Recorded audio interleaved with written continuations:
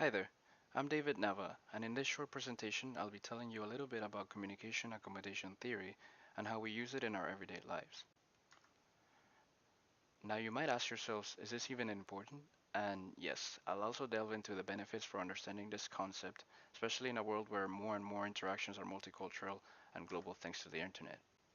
So I'll start by asking, have you ever noticed yourself changing the way you speak to different people? Maybe a classmate or coworker as opposed to a teacher or boss? Maybe speaking at a slower pace or adjusting your accent to be better understood, or mirroring another person's body language.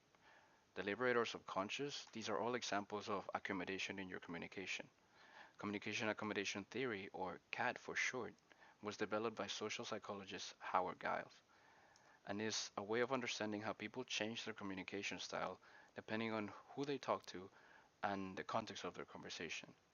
Like I said, these accommodations can range from adjusting your speech pace, word choice, or body language, and have different social consequences depending on two main types of accommodation under this theory: convergence and divergence.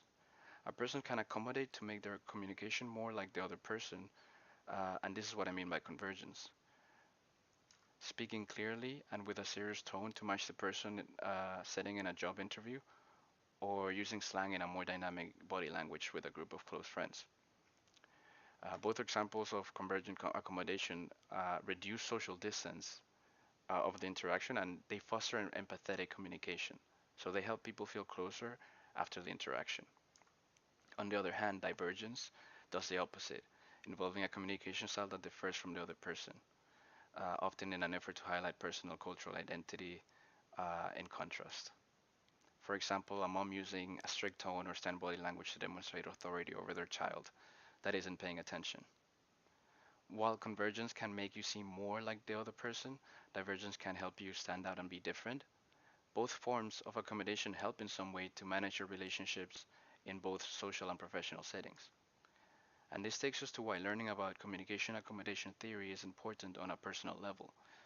The theory explains that factors like culture and social status, as well as relationships, all affect how we communicate.